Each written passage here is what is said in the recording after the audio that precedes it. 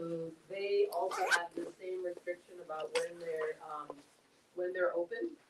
So they're not supposed to be open past 2 p.m. most days, not supposed to be open past 6 p.m. on Sundays. And I've heard from a couple of you that they're open till 1 a.m. and 2 a.m. and so forth. So what we know is that both entities have had a fair number of complaints already on record for them. So if you all choose as a neighborhood association that you would like to make a complaint about it as an association, you would be sort of the third or so complaint that has happened in a recent stretch of years, and supposedly the consequences increase as the complaints increase.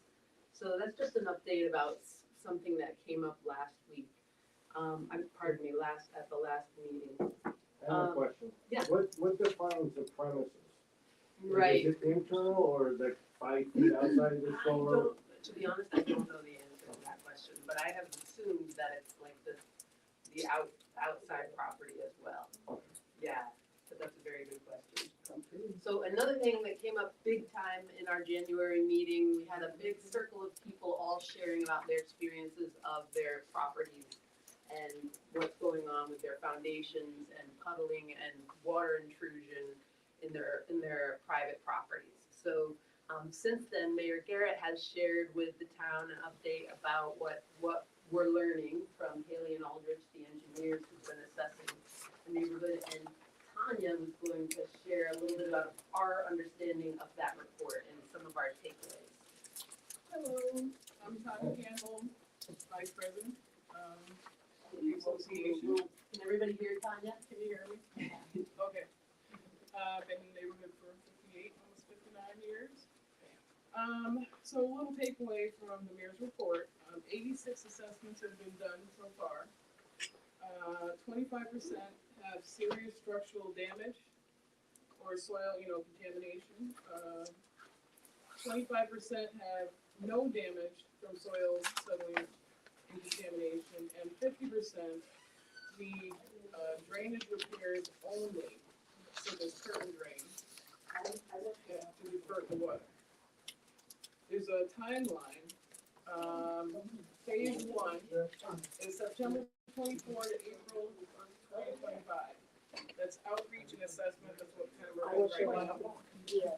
Phase 2, March 2025 to December 25. So, it's subsurface investigation.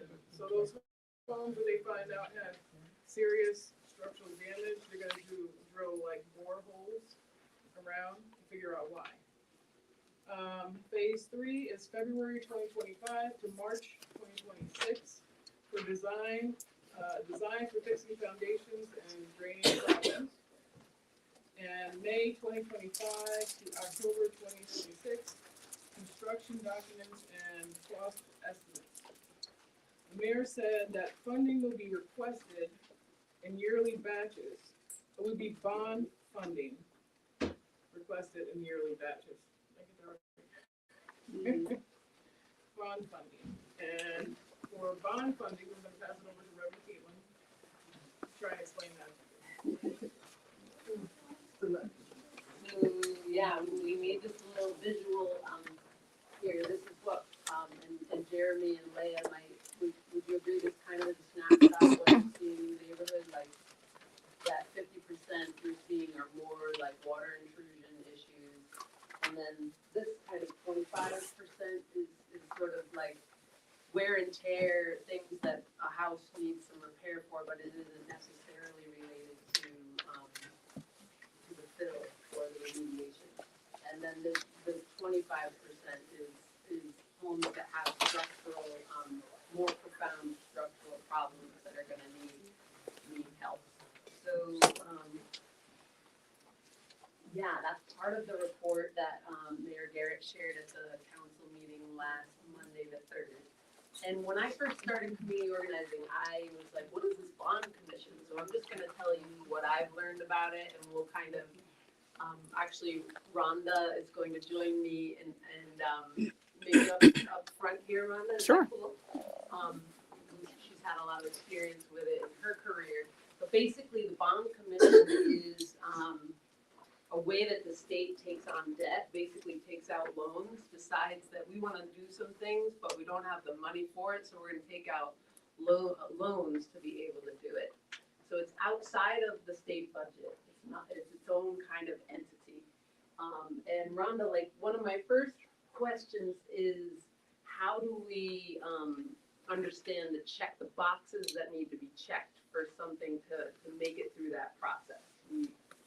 You can go ahead and. So your first item is 979 bonds, because Senator Martin Looney has already, as far as I understand, he's already agreed that he's going to champion this through the process. So that's the first thing, you have to get a state legislator who's willing to take it, and then they have to And that's lobby. like verbal, or is it in writing, or what?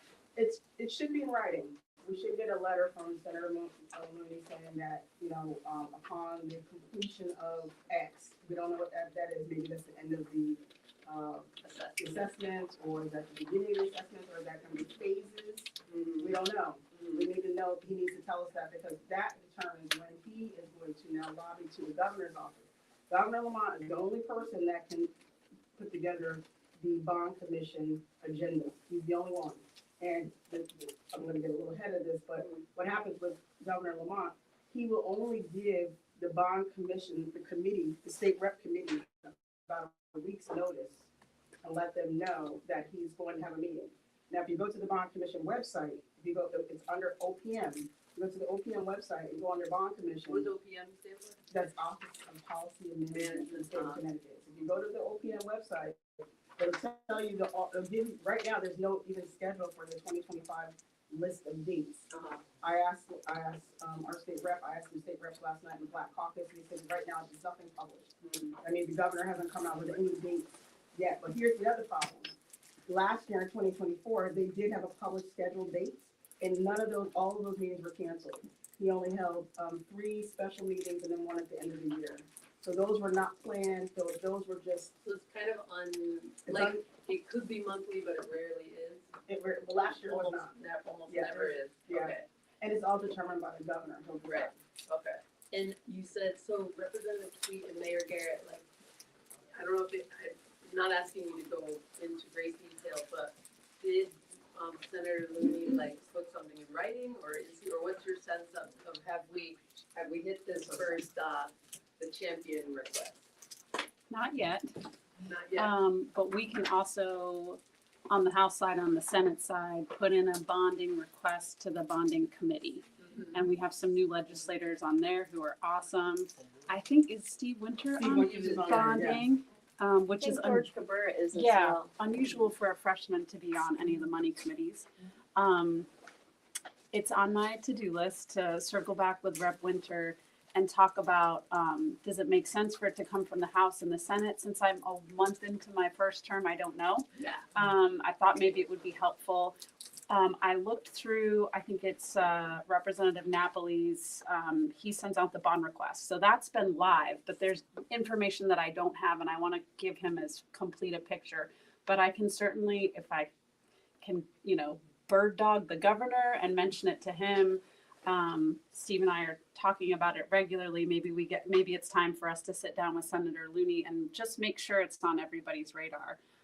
When I went up for my initial meeting with the speaker, he also mentioned picking a big project that we want to champion, and that's certainly this for me. Right. Yeah. Mayor Garrett, did you want to add anything? Yes, so Do there's a second path for the bond commission. The community investment fund Yeah. all runs through the bond commission as well. Uh-huh. And for those, towns apply, and the agenda is set by a committee that includes Martin Looney, our State Senator Martin Looney, as well as the Speaker of the House, Matt Ritter. And so they do have a way of determining what goes on the agenda. And this is certainly something that could be included in the community investment fund. And those run twice a year. Okay. So I'm so glad she brought that up, because that goes to the next box. SIF funds are usually run through the DECD, the State State of Connecticut Department of Economic and Community Development. That was when I was saying that what happens is that Martin Looney's office is absolutely not gonna be bundling a package to go, because there's a whole bunch of things that you have to meet Okay. by the state agency to get, Governor Lamont wants to make sure your project is shovel ready. Right. And what does shovel ready mean? Shovel ready means that after you get your bond commission award, that you can close on those funds with your state agency, which would be DECD and SIF, on the SIF grant. You'll be ready to close on that within 60 days. That means you have to have all these things on this timeline need to be completed. Your design, you need to be at 100% drawing, you need to have your engineering report, you need to have permits, you need to have all the town things, and that's what DECD, that's the second box, that's So the box that's where the you moment, it's the moment when Leah and Jeremy have completed their process and they've sort of established what the costs are. yes, Which we were saying that could be, that's sort of between this May and October 2026 in sort of batches maybe, or, right. That process was the they'll have the state cost agency. estimates and the drawings, like you said, you need Whole 90%. list, it's a whole package, because they are kind of the gatekeepers to say, okay, this is a project that is met all the pre-development requirements and is now qualified to get put on the, and again, because Governor Lamont doesn't want you to come into the well but one time. Yeah. He doesn't want you to come and say, oh, we left out, remediation, they want the whole thing. So the state agency is really the gatekeeper of making sure that all the packet is completely together, even if it's going through a SIF grant or if it's going through just a straight bond request. Most likely it would go through a SIF. But again, there's projects all over the state Yeah. vying to get into these there's only a couple of bond commission meetings at this time, so everybody in the state's trying to get their project pushed through. And because without that, we don't even know, it'd have to be in the state budget, we're not putting that in the budget. So What is we the need, SIF? I'm sorry, what is the SIF? Community investment Oh, fund, SIF, okay. yes. so we have to like gather up what Haley and Aldrich has learned and then package it, make sure we have detailed drawings and like cost estimates and Yes. everything is shovel ready. Yeah. And that's when Development we team go is in to, place, everybody's approved, everybody's licensed and in good standing with the state of Connecticut, it's a whole, and that's when basically then we go to a state entity like the Department of Economic and Community Development. And then they are sort of like the fiscal agent for it or kind of like Yes. they sort of claim it in some way. yes, that's what they'll do. What'll happen is that once, let's say that it goes through bond commission, it gets approved, anything that gets on the agenda usually gets approved. I haven't really seen really any times where the governor will just strike things off. Once it's there, it's been vetted, it's approved. So what happens is once this gets approved, DECD now has to go to OPM and allocate the funds and draw it down from the state. Then it goes into their bucket. Yeah. Every state agency has its own separate bucket. Yeah. Trash bucket. Right. So DECD will have its bucket of funds and it'll go into the SIF fund and it'll allocate it for our project. Okay, and my understanding is, like, another factor that kind of affects this is that the governor and state treasurer and the comptroller, they take like a bird's eye view of how much debt they wanna take on right now in the state based on all kinds of other things going on. So they sort of decide, unrelated to any project, how much debt they're gonna take on, right? And then that sort of narrows what they can agree to for the state bond commission. Right. And so we go through that step of like packaging it up, right? Somebody has to agree to champion it. A state agency accepts the project as like a fiscal agent, and that's when you all are mostly done with your drawings, et cetera, and cost estimates. Then it has to pass the test of the governor is okay with taking out the debt he'll have to take out to do this, and then it gets put on the bond commission agenda, right? Yeah. And it might say Newhall Foundation Right. on the bond commission agenda, and then There's more. it may or may not, a meeting No. may or may not be called. Then we have to wait and see if the meeting gets called. And I Right. was talking to some of the bond, on the Black Caucus last night, they were saying that, a lot of times it's up to the legislator to keep it before the governor's office because everybody needs, whoever is the most persistent will get on the next agenda. Yeah. I'm So we would try. persistent. You're I'm really We're very persistent. So we're gonna be very persistent because we want, whatever we get by 10/26, the next meeting after that, we need to get on it. Because it takes the state agency probably another 60 days to close on the grant, because there's a grant closing that happens. Where the town has to go and give a whole list of things in the closing documents. But they're all there, a grant agreement and a whole slew of things that they're agreeing to. But they're not gonna just kind of roll out and give you a check for $10 million. And then you have to draw down funds as the construction is done. Right, You don't even get a big check. right. You get it in Chunks. as you do the construction and then you. So I heard a question come up at the council meeting where a couple of you were asking, can this be done, like, you have to wait for everything with Haley and Aldrich to be finished for the neighborhood and then bring it to this process, or can it be chunked, according, like, are you gonna make multiple asks of the bond commission, or are you gonna make one big ask? Do you have a sense of that?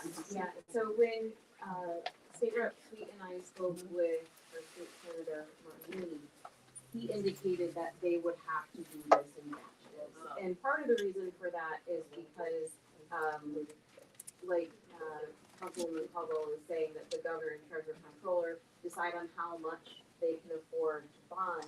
They don't wanna tie up millions and millions Right. when we couldn't possibly do all of the construction in 1 year. So they would give it to us in batches.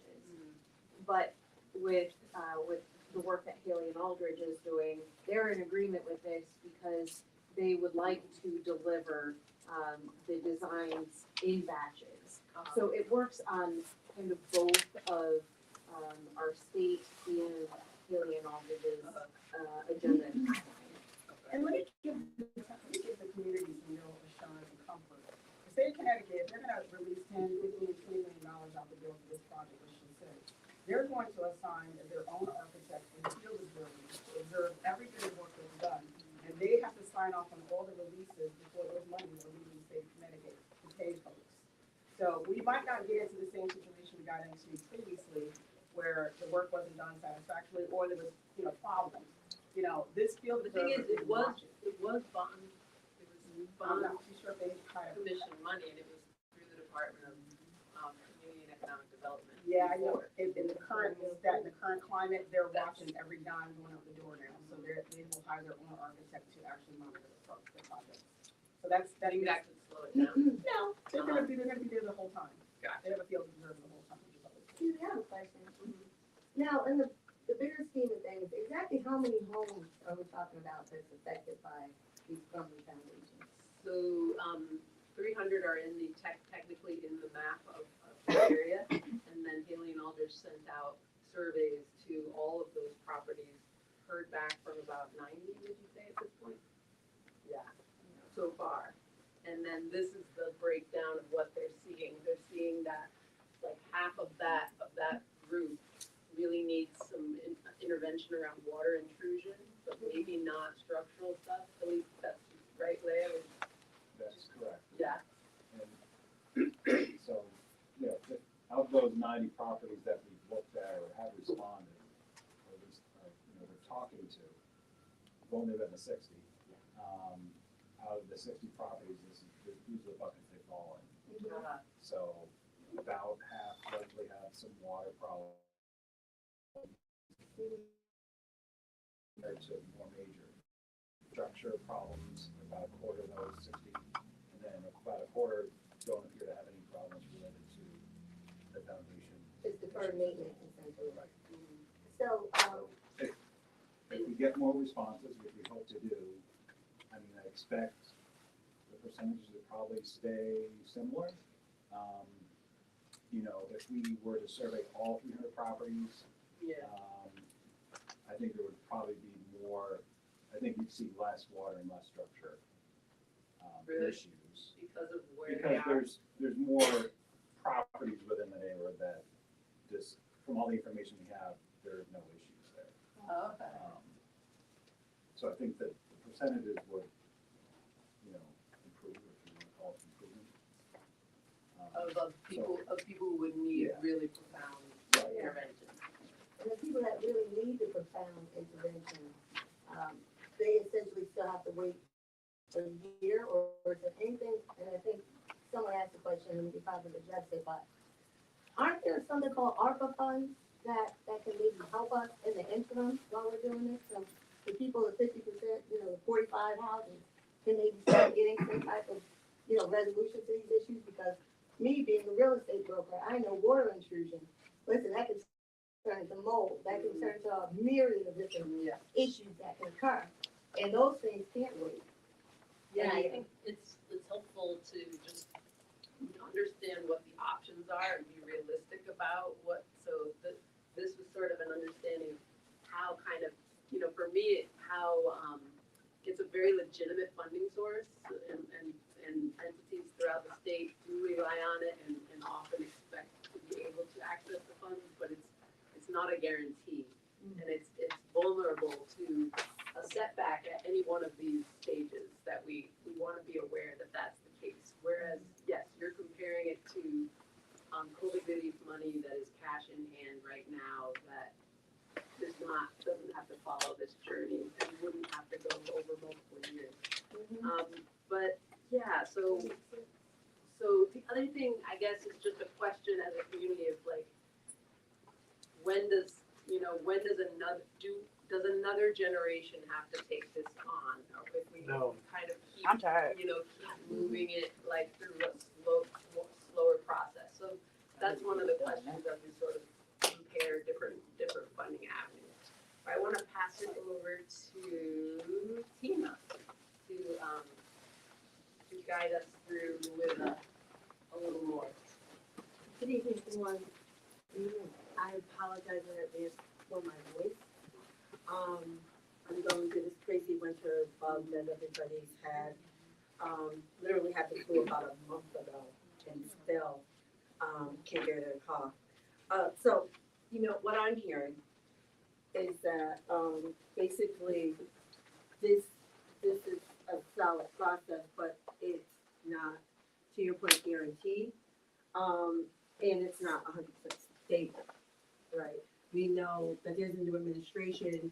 We know that monies are going to be needed possibly to fund other entities in the state that may be decided, it may just be determined, that those funds are needed more there, depending on the urgency. So we don't know, it's not 100%.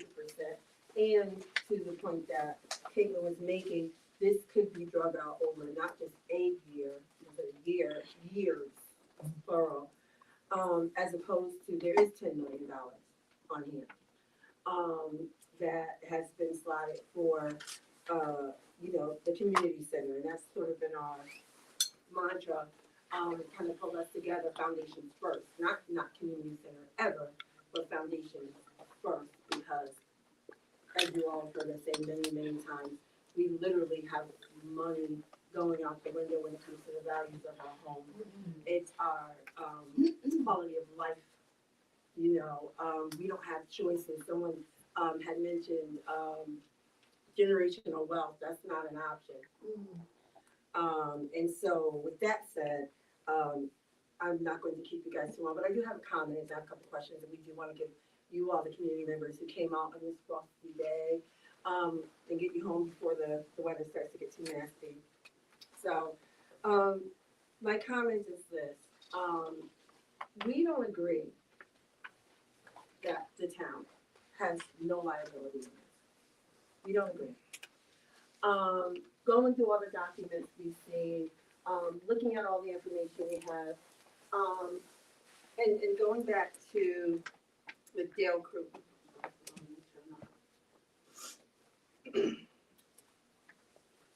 Skipping over anything that I wrote. I want to make sure it's accurate.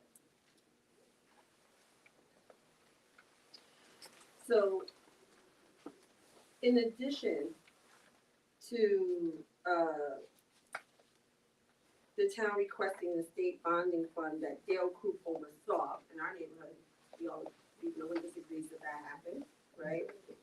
To say the town had nothing to do with Dale's handling of it is absurd, only because Mr. Croup worked for the town. He was the director of the Economic and Community Development Corp from 1999 until 2020. And from 2004 until 2023, he manages state funds in our neighborhood. As the director of the nonprofit HEDC. So I'm just curious. When he called you guys, I know when I spoke to him on the phone, was it after hours? Or was it during business hours? When you talked to him, when you emailed, when you communicated with him? Because he was working during the time he was doing his job for the town. You call it what you want, double dipping, conflict of interest, but every time I communicated with Joe Coop, it was during business hours. And you see the overlap. We didn't make this up. So yes, we feel the town has some liability. And the $10 million is there. And with that, you know, I just want to make sure that we're all still on the same page.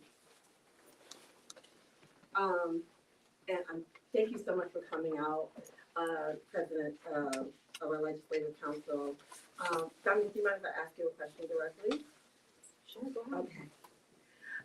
On December 2nd, the Legislative Council voted that we would not allocate money to be earmarked for the community center until the neighborhood property assessments were completed. Is that still the case? Is the money still available? That item is still tabled, right? So the motion was to table the movement from municipal expenses line into a specific, account. So account that said this is gonna go to the community campus.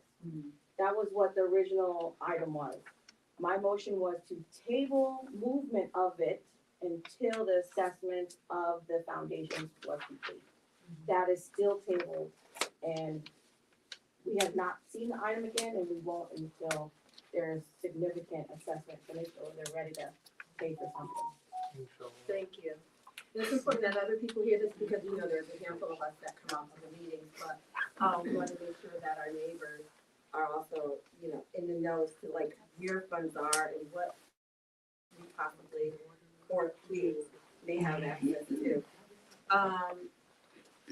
So the other thing that we want, seeing how we were very compliant, we opened our doors. The folks who came in from Hamden and Aldred and Launch were very kind. They were respectful of our homes, did a very thorough job. I said that many times. I'll continue to say it. But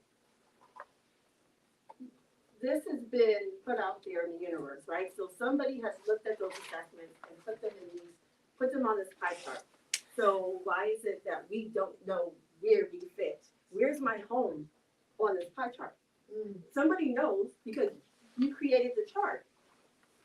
So we want everybody who's opened their doors. We talked about trust, we talked about transparency. Part of the issue with people letting folks in is because of the lack of trust and lack of transparency. So tell me, where am I on this pie chart? And so within 30 days, post having your home assessed, we think it's only fair that we are alerted to, made aware of, in writing, where we stand. I think that's more than a fair ask. I'm okay. Thank you. And so, Mayor, one question for you. If 1.8 million of the 3.5 million allotted to the Newhall Foundation is for Haley and Aldridge to do the assessment, does that mean the remaining 1.7 million could be used for some of the more, the lesser expensive repairs? Like the drain curtains, is that something that can be started immediately or sooner than later? We have two thoughts about that, and I would love to have feedback. The contract that we have with Haley and Aldridge is for 100 assessments. There are 300 homes in this, in the Newhall Design District. And so if we have more surveys that are filled out, more requests for Haley and Aldridge to provide an assessment, we are going to go above that 100. And we might have 200. I don't think we'll have the full 300. I don't think that's going to happen. But I think that it would be more prudent for us to make sure that every single, property that has a request for the inspection gets an inspection. So that might mean that the full amount gets used for assessments. And we can work with Haley and Aldridge to increase the scope of their contract. So if we stop doing assessments, then we could use the money to fix the water intrusion. I think, my personal opinion, but I think it would be good to have feedback on this. My personal opinion is that I think it's better for us to do more assessments so that we have a better picture of what we need to request from the state. Okay. But then where did we stop on this? I have a follow-up With question the to what you assessment. just Yeah, I'm said. going to ask everybody, Okay. okay, everybody's going to ask questions. Give me 1 second, I just have one last thing I think to want. So, on the timeline, and forgive me, I listened, I listened to the recording after the fact. The end of the assessments were scheduled, was it for the spring? When did we, because at some point, we have to stop assessments. We're never gonna get 100%. 100% of it is just not going to happen, so we need to be realistic about that. You guys have heard me say that as well. April? Thank you. Okay, so wherever we are at that point, then that's when decisions will be made. Okay, so at this point, I will gladly open up to the community. This young lady had a question first, and you, to anybody. Basically just answered my question, because I'm looking at 300 homes, and you only have 90. Should we have to wait for 2 years to get the other 210? No. Or there should be a cutoff time as of to when this stops, so we can proceed on with those of us who have already had that inspection. We know where we are with the inspection that was already done. I agree with you 110%. And so, yeah, I'm looking forward to receiving that information sooner than later. My question was sort of dovetailing on hers. You said 90% was done, correct? Or was it 90? Ninety. Huh? You received like 90 We submissions. have like 80 requests. 80 requests and you've seen 60. Yes. If you look at, I think, the page that has like the red and yellow on it, the map, the yellow properties are ones that we're actively scheduling with, and some of those red properties are ones. And so what they're looking at is the mayor's report that we handed out to everyone. Thank you, Mayor, for bringing,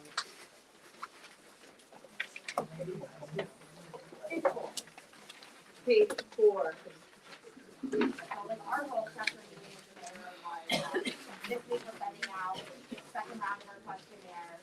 It would say, we need to go into this by, I think, April 15th. Same questionnaire, same questions. We modified the text a little bit. So for people who might not be as familiar with our project, what we've been hired to do, maybe explain a little bit that, this is to identify properties to fix, have the, water or structural issues, address, we changed that a little bit, that also helps people, respond a little bit more. Then we're also working with WASH, so, they've seen that map, and we're trying to do more outreach, and that is always going on again. So one of the suggestions that we had as well is that the bilingual, because we find that, when we did door knocking, that there were a lot of Spanish, Latin names on the doors, Yeah. and not quite sure, The new questionnaire that we sent out, I don't speak Spanish, so use Google Translate, full disclaimer. But I did write in Spanish. If you speak Spanish and you'd like a Spanish questionnaire, we'd be happy to provide that to people. We can get that going. So I did include it online and then Do you have another senior question? Oh, I have two questions. One follow-up. I know you say if they ask, you will provide, because we have such a diversity here in the neighborhood, and there's a growing of Spanish community that is here. So I would think that would be best to provide it upfront, so we won't delay the responses, because I'm sure we do have those available. Since so many things are being translated in Spanish, so that will Okay. make it easier. Just put it there, and it's in Spanish and English, and they'll be able to understand it, and you'll have the response without going back and forth. My second question is for the mayor. When I was listening to you, you said that you have a contract, we have 300 houses that we are looking at, but the contract with Irish is for 100. How do you explain that? And then you said if we have more response, we're having a problem getting response from 300. How are we gonna go back and increase that? Why increase that? And why do we have only 100 for the contract versus 300 with Irish? So, two issues. First of all, we know that not all of the homes within the Newhall Design District have had fill removed and replaced with clean fill. We know that from the historical documents that we have, listing out all of the different properties that were remediated. So already we know that it's never going to be 300 homes. It could be a lot closer to 200, and this contract was a starting point because we had a pretty good suspicion that we'd be able to get 100 and didn't know if we would be able to get more. We didn't want to put more in the contract and then have to pay out more to Haley and Aldridge and not have all of the assessments. So if let's say we cover the 100, how are we gonna proceed for the remaining homes? So we have money set aside, so that we can increase the size of the contract. We'll be fine then. So I just want to, go ahead, I'm sorry. Question, gentlemen, I had a question. Go ahead. I just want to confirm, Haley Aldrich contract is $1.3 million to only see 100 homes. 1.8. 1.8 million. 1.8 million. So that includes a lot of different steps. So first they do they take the survey and do an initial inspection. That initial inspection just puts the home on a track of either water intrusion or structure. From there, they can draft the design for water intrusion pretty easily. For the structural problems, there's a lot more testing to be done. And then the design for the structural problems is individual, so it's property by property. You can't just do the design for structure and copy and paste. It's very individualized. And then the design documents are prepared so that we can go out to bid for a contractor. So there's quite a lot of work to do still. And I assume if Jeremy and Leah could maybe help understand the sort of how the workload is carried. I just have another question. You know, when is it that you do the assessment and then it gets passed to another coworker who's doing drawing up? Are there or are we literally waiting for you to assess a whole bunch of things? Like, can things be sent to drawing, be sent to No. design, et cetera, as you are doing more assessments, or how did Haley and Aldridge plan this out? No, that's right, and our timeline reflects that. Yeah. So, There's overlap, right? As of February, we're gonna start doing work on the design of the repairs, right, for the water issues. And, figuring out where we're actually gonna do subsurface testing, which is, within that scope, we're actually gonna go out to properties, up to 40 properties. If needed, we're actually gonna drill into the earth and take samples, and run tests on that. So we're gonna be, this spring and summer, we're gonna be doing all those retraining, while still doing assessments. So there'll be more than just So how many people are on this project? So, yeah, it'll be more than just Leah, Yeah. Chris, and I. We're gonna have a couple of people doing the drilling that people will see on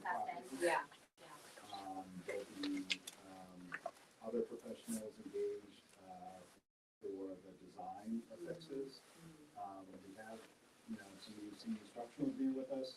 They're gonna be helping us with some repair design for the structural issues. We're gonna have a cost estimator on board, to help with the cost estimates, and, you know, drafting and kind of, all the work that takes into, that goes into preparing a design report, an engineering study. Got it. So if, can I, do you want to go through one more question is? Yeah, I have another question. The remaining 1.7, does that have to be put out to bid for, a whole new, like, that ARPA money? Does that, or does Haley and Aldrich, could they be the vendor for, to get going on that 50% water intrusion? We can very easily expand the scope for Haley and Aldridge to continue, all of the assessments. It would have to go to the legislative council to, approve that. Did you wanna, But I was, well, our scope already includes those, you know, issues, things in the the town, drawings so- and the design, Right, but not the repair? no, not repair houses, that's excluded. Right, so the So we 1.8. Right, so we made assumptions about, you know, we're gonna visit up to 100 houses, we're gonna, drill it up to 40 houses. We're gonna do, you know, X number of foundation repairs and reports. So we made assumptions based on what we thought before we started, and then the mayor's been talking about how there's, you know, avenues to adjust our scope. Gotcha, thanks. So just to be clear, does any of your work include any type of environmental testing?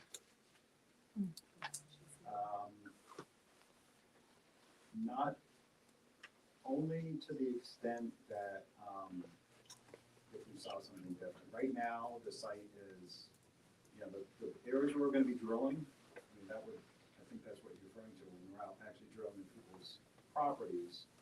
We know, right, the conditions we're getting into because the closure report was prepared.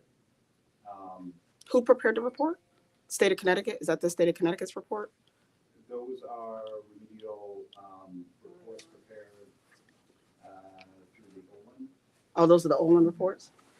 Okay, so those reports are probably, okay, so my question, so you answer the question, so that's a no. None of the 1.8 million and none of this process includes any kind of environmental phase 1, phase 2, phase 3, none of that. None of that is included in this process or in the pricing right now, right? That is correct. Okay. My other question is, are you telling us that it's going to take you 13 months to do repair design? Those are the drawings, I guess 90% drawings for each house. Is that how you guys are doing it? Or you were going to do it? Yep, each house. So each house is going to get to 90, because that's what DECD is going to require. They're going to require 90% drawings, if not 100, on every single property, site plans and all that good stuff. So it'll take you 13 months to do that, right? Yep. Okay.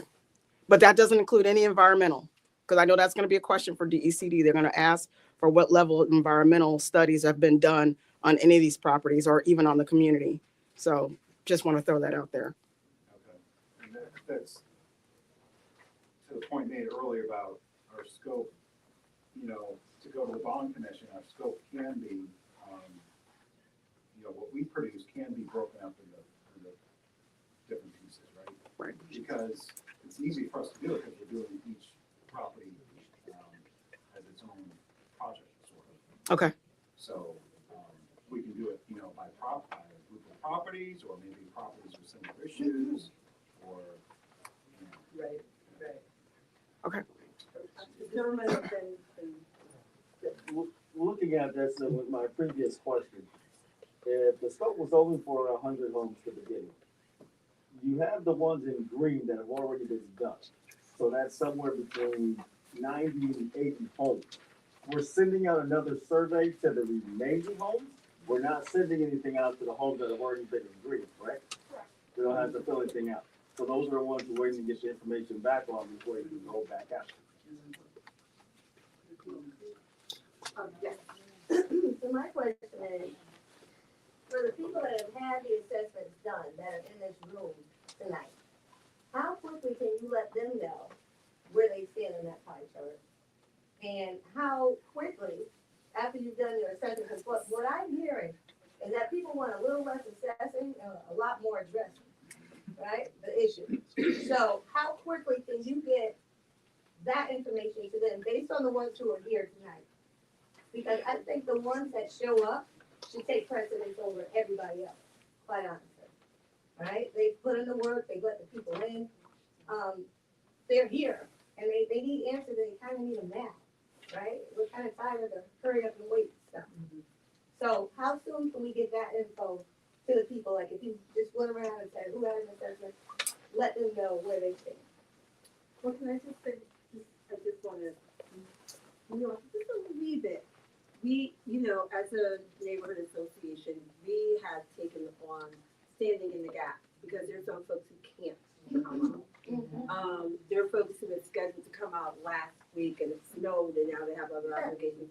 So I want to be really careful, not to exclude anybody, because obviously there are people who went through this process and did so in a timely manner that aren't here. So. Right, and I just said that, I didn't interrupt, but I'm just saying that for those, who could be here, and you have the data on the ones who, are impaired, they can't get here, they're sick, whatever. But for the ones that are here, who want those answers, that have been waiting 10, 20 years for answers, I'm just trying to see how we can expedite, this very long standing problematic issue that predates even us in this room, right? So that's really what I'm trying to get to, is the heart of the situation. And I also just want to add on to that, once you start your process for those homes and those families, I would imagine some of them work.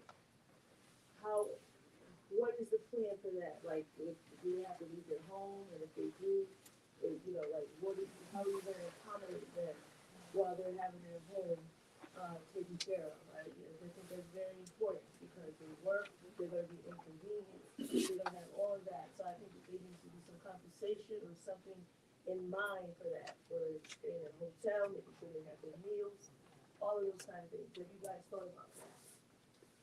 Are you speaking for the investigation or the fix? Whatever you get ready to do, because like they're saying in the night, many people do not want to wait. And one of the questions, I've lived in this community probably 30 plus years, and this has always been an issue. Yeah. And I remember when Del Crew came through, and a lot of people weren't happy with that process, and the stuff that they put down was still not good.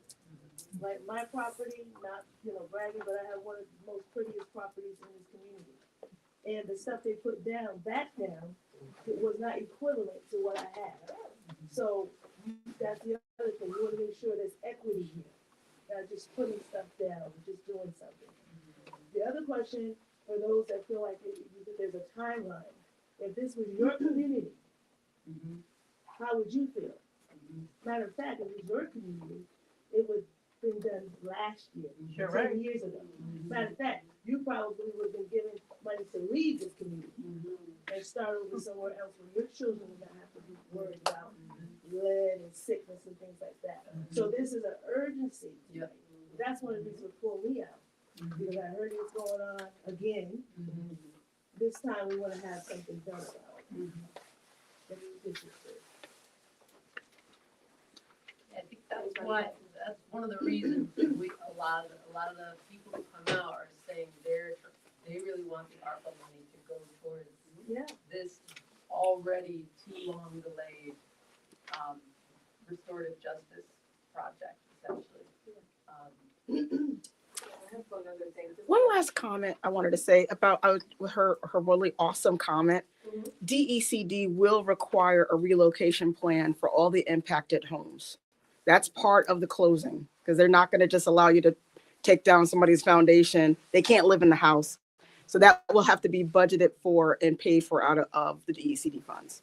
And it's interesting, I remember that when the work was first done at my home, because I was asked that very question. Do you have someplace we could go if you do have someplace you can go, we will compensate you Yeah. or we'll put you up. As a matter of fact, they put a pod in front of my house that was never used to do anything with my foundation, but to lay crooked concrete in my basement, but I'll digress. But that, you're absolutely right, and that was the case in the past. Mhm. I have one last thing with the folks that have structural issues. It has been, known, some of us have been through it, where the home is beyond repair, right? If we want to make sure that that's something that's taken into accountability, we're talking about putting people up temporarily while work is being done, but if your work, the scope of work for your home is beyond the cost of the home. And it's just, again, you've been through this, there needs to be a plan in place for that as well. Because, Do we have, how are we doing on time? I just wanna make sure We're- we're getting, okay, bit perfect. over. So I think Lori was first. Do we have Lisa, any, and- yeah, do we have any homes where we think that might be the case? Cause we should Me. start planning. well, I We just should wanna start- say, Yeah, okay, I was gonna say, I Okay. already had boreholes drilled in my yard. yeah, And La Rosa did it, and I never got the report. Oh, well, no, when I called Dale to finally get a report, and he said the house needed to be demolished. okay.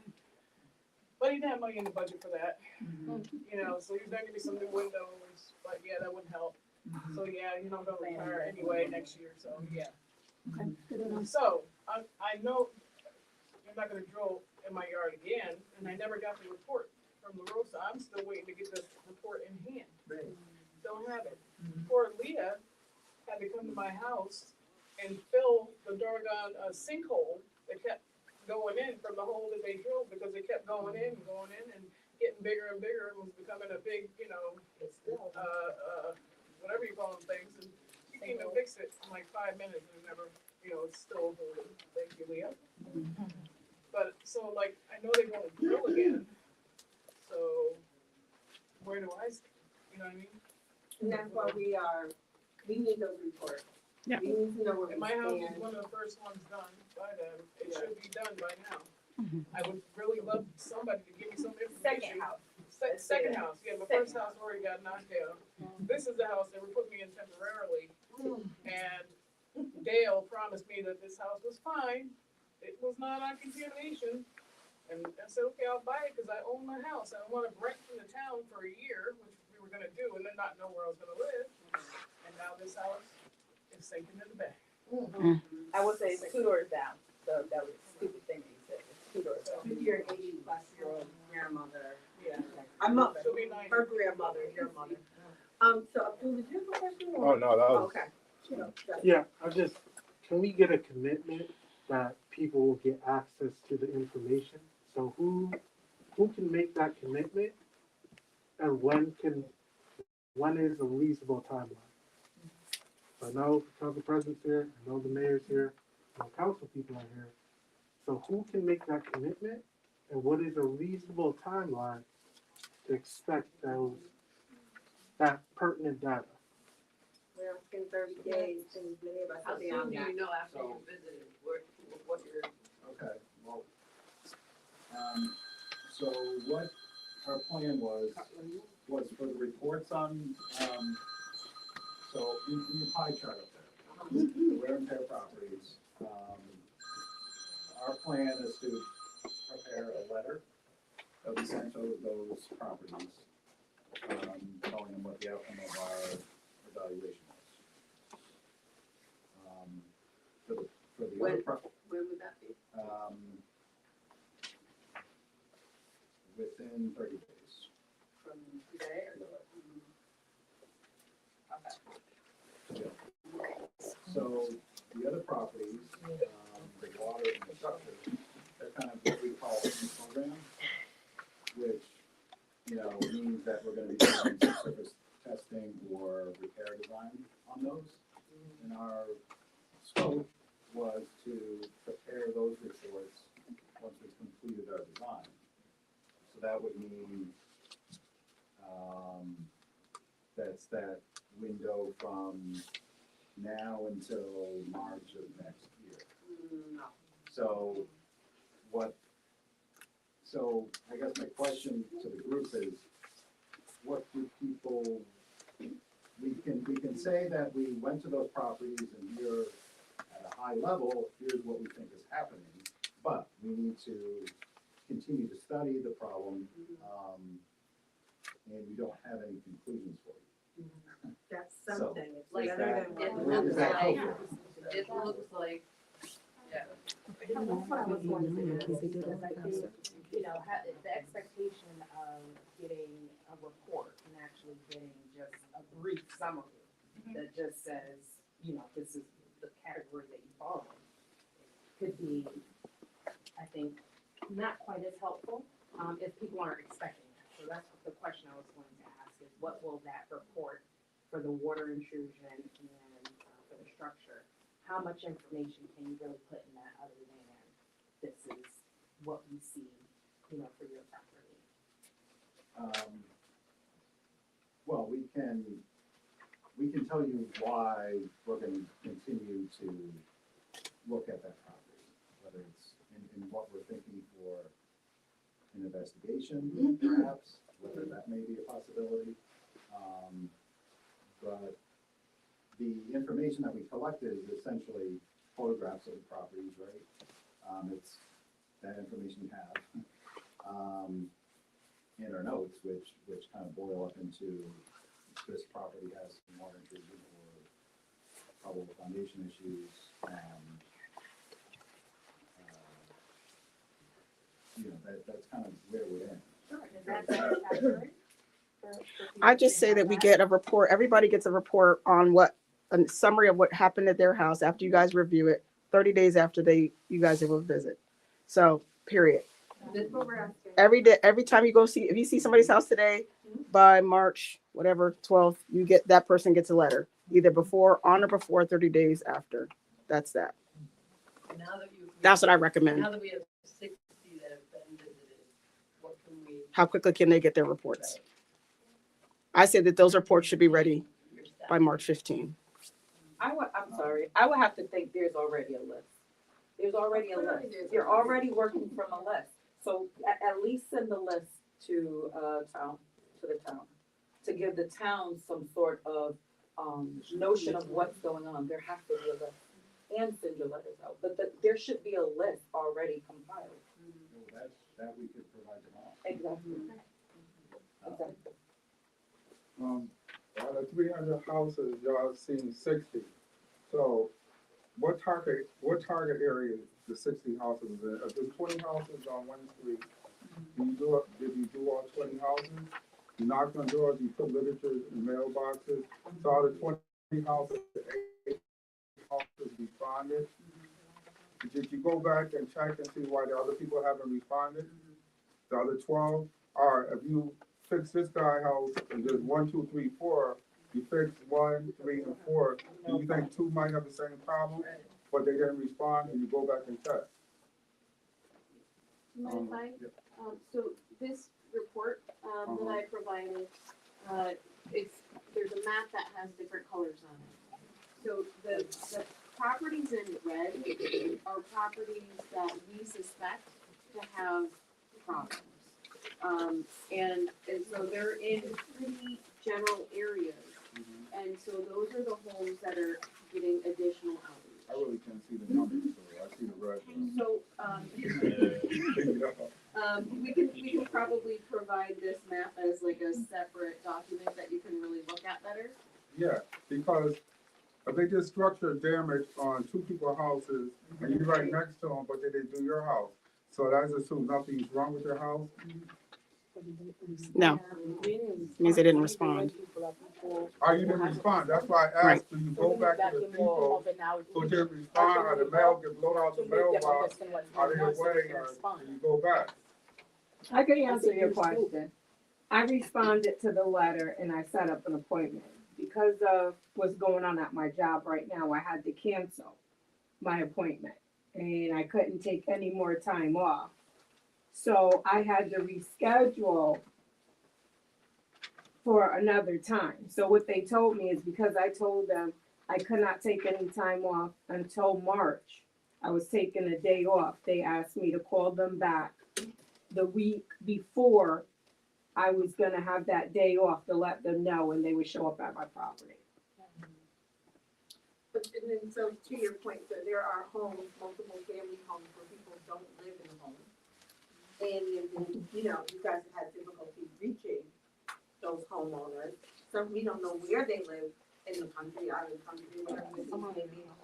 So, you know, that's why we had taken a hard stance on, you know, we're not, is there unreasonable to look at 100%? But to your point, there should be some circling back. I'm just going to ask one question before we wrap up.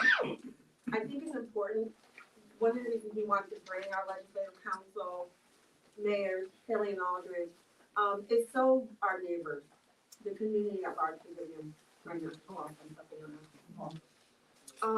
could know who's representing them. A lot of folks don't know you guys. I didn't know you guys, so I started going to legislative council meetings. So before we go at some point, if you can just let everybody know who you are, so we'll answer the next two questions. And then if you guys could just sort of, you know, acknowledge who you are and your role. Can I say one more thing? Because the mayor said she has set aside some money for in case it might run short, for just the new project. But how about the old project where you didn't finish the old project 2 years ago? What happened to those people? So what project? Well, y'all did this before. I know they did structural damage and they was rolling soil a few years ago. You did some repairs. Yeah, so that was all done through Hamden Economic Development Corporation. That was all done through them. Right, but it was done when he was an So the employee. town didn't have. Right, yep, I totally get that. Right, but the point what I'm saying, but you fell short with the money. You said you ran out of money. That's what they said. So they wasn't able to finish the project for other people's homes.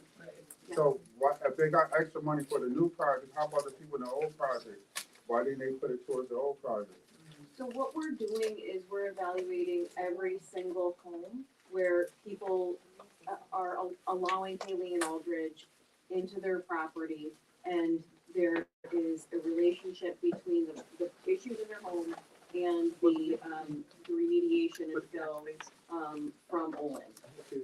So because we are evaluating every single property, that includes properties where there's work that's been done previously. And if the work was not done well, or it was incomplete because they ran out of money, that is going to get taken care of. So that person should be on the list, or as far as a part of the 300. And if there is someone that you're aware of that may be in, that information. Well, so I don't live there. I rent. So I didn't get none of this stuff. But I know other people. My house was remediated by Olin, and then after that, they did a mediocre job, which I knew before all this coming. So they came in again. Aldridge came in. What's the other? Dale came in and did this stuff, and then they came in and assessed me. So actually, I have to say why they were assessing. Then we find I'm still leaking, which means I'm still getting small amount of money and water in the basement. So by that, I know where I stand. Right. I don't have structural damage, but I do have water coming up from the basement. So I was one that was remediated at the first. Okay, so she falls in that category. So if there's someone else that you're aware of that, you know, may fall in that category, you want to make sure that they are connected with Haley. I don't know. I say one thing. I own a property on Shepherd Street. I don't know if the tenants let y'all in or not to do any remediation or go check it. I don't know. Nobody told me anything. But you came to the last meeting. You was at the last meeting. I know, but I don't know if they went in. I'm just saying, I don't know. Yes, but I'm saying you was at the last meeting. You were on the property. You supposed to know some of that stuff. We're just doing assessments. Oh, I should have brought it up in the last meeting. I just, all right. No. All right. I just don't know. That's what I'm saying. There's no bad question at any time. All right, thank you. Speak to Haley, you can speak to one of them before you leave. Yeah, I think I just give them the address and they need to get in. I'll make. That's why you were to have Yeah. I have one question now. So, because that work was not finished by HEDC, and actually the town, because documents to say the money was given to the town in ACDC. Why didn't we get that ARPA money? Why is it going towards the community campus instead of getting that money to finish what they already started in our neighborhood? Why are we pushing this community campus? I don't understand the need for that right now. Yeah, so we're pushing everything. We have a lot of work that's happening in Newhall, from foundations to a community center, to drainage, to traffic calming. All of that stuff is being designed and happening right now. Shouldn't we like prioritize it though? Because I don't really see any of that work being done yet, because the money, now we gotta wait years to get. When we have this money for this community campus that nobody here right now really needs or wants. We just want that building knocked down. Knock it down. Can you take that money, put it into this neighborhood, finish it, and then we're getting money from the state for the community campus, if that's what we need to do. So we have gotten money from the state for the old middle school site to demolish the building. And it's tied to the money that we put up as leverage from ARPA.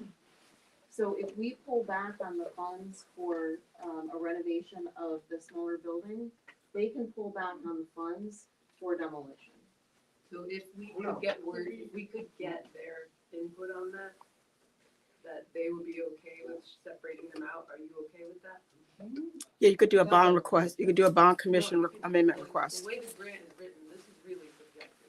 Like how demolition is connected to how the grant application was made.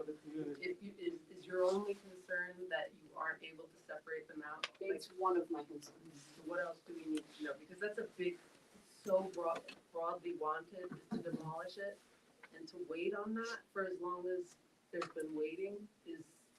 So one of the pieces of paper that I brought today was a map, and it shows a fence line. And so it's one of the things I wanted to talk very briefly about today. We are really well with some of the work at that site. The BL Companies is designing the demolition for us, and so That the design is made for. yes. So we can demolish and abate the larger building at the old middle school site. With which money? Money that came through a community investment fund grant. SIF money. Yes. You're worried that Yes. SIF will claw it back if it's not for a new building, right? I'm worried because in our application, we put up funding to renovate the smaller building. If we can overcome that somehow, You can overcome it. Yeah. Because it's a bond commission. You have to ask to amend the Yeah, bond if we commission. can overcome that, are you okay with just in a vacuum, demolish, you know, use that SIF money to demolish the property that the neighborhood has been staring at for so long? So we don't have money to demolish the second building. We have money, the 5 million demolishes the larger building. Right, the classroom building. Right, and so then we would still have a building, that's unsightly and needs something. But we would have taken the bite out of it. So, We could get a grant for that later. so the demolition is moving forward. We have, designs should be completed within the next few months, and demolition starting this summer. As, Of just one of the. yes. As a town, we are very concerned about, the liability of that building. I'm sure neighbors are as well. Because it's been set on fire many times, it's not a safe building. We don't want people in the building. And so we met with, some of our team, just yesterday. And they delivered for us that, design for the fence line. So we're going to be putting up a fence line around the site to have site control. It's going to be an 8-foot tall fence. We have asked that there be none of that sheathing that blocks your view. We don't want anyone's view obstructed. We're not trying to hide anything. We want you to be able to see that we're working. You won't really see any work for a number of months, but we want you to know that, when there's any activity going on, we want you to be able to see it. We also told them to make sure that there is, pest control, cause we're worried about any kind of rodents, going out into the neighborhood when we start demolition. Has anybody been to the site recently? Yes, Really? yes. Have you seen that barrel on the front? There's a big barrel of Yellow. isocyanate. Yeah, right in the front. It's a class of reactor colorless low molecular weight liquid chemical with slight odor. They are commonly used in products from foam, fibers, coatings, and whatever, elastomers. They can be highly flammable, toxic if inhaled, and airs into the skin, eyes, and mucous membrane. They react with water, and it produces toxic fumes. I'll have the fire department check that out. Okay, 'cause there's a huge barrel right in front of the school, Okay. and it's been there for weeks. And I don't know, police have been by there, nobody's been by there. I went to They park over there. The police park over there all the time. I'll let you know where They that were is. over the fall. You have two questions and then, oh, I'm sorry. And I was having a question, I'm sorry. Yeah, Are you- I will introduce Thank you myself. so much. My name is Jackie James. I'm currently serving as the interim economic development director for the town of Greenville. I want to say that I empathize with anyone that is going through this process. My mother went through this process last year in New Haven, with Franklin Foundation, and it was just, an absolute mess. So anything that we can do to support, the residents in this effort, please feel free to call my office. One of the things I do want to offer is that, we do need to do a better job of engaging the community. So I will, meet with my staff in the office and see how we can do better engaging the community. I think 90 homes out of 300, that's an issue and a concern. That is not enough. And residents will come back, and as they see the work being done, they're going to call. We went through that in New Haven.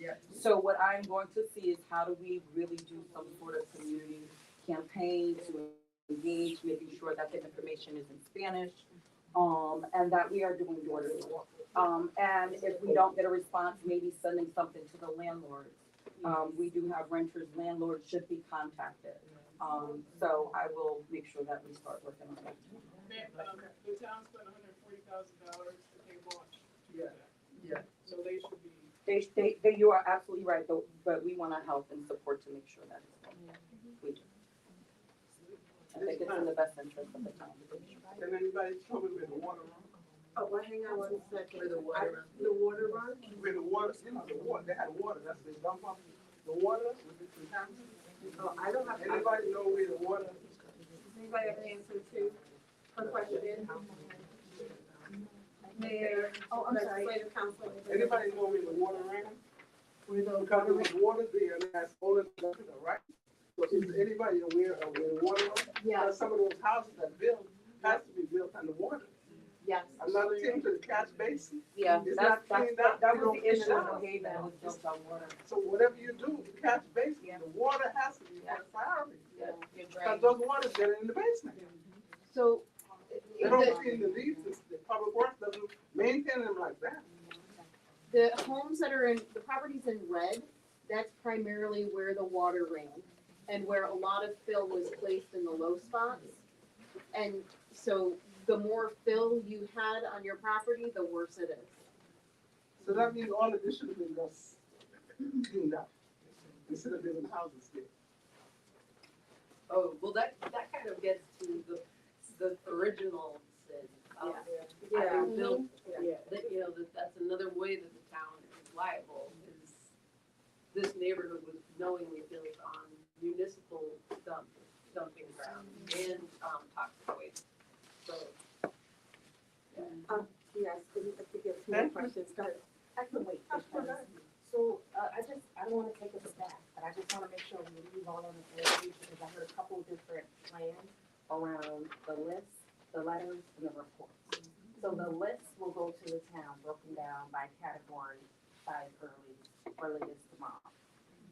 The letters for the 60, assessments that have been done, that's what you offered out with a letter. I heard someone recommend a report instead of a letter for the ones that are getting the, just the where and the tier, and then you're thinking that a letter is sufficient. What's the turnaround time for those?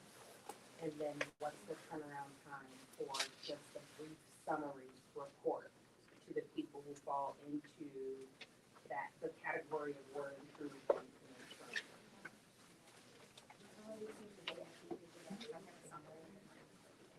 So everyone that does, so the 60 that you've seen will get some form of, letter or report. Sure, yeah, and I think what we, saying, and also setting up expectations moving forward, even if you're home. We've got 30-day timeline. Thank you. And so that list could also come to our association. Thank you so much. Yeah. Wait a minute, I think I still need one thing. Yes. So I think tonight, and Mayor Garrett, I think you're very concerned with this meeting. I think I heard it very loud and clear about prioritizing. We're not concerned about anything else, knocking anything down. The first thing is making sure people's house is safe. Mold and all the other things that go in with that is very dangerous. So that is hard.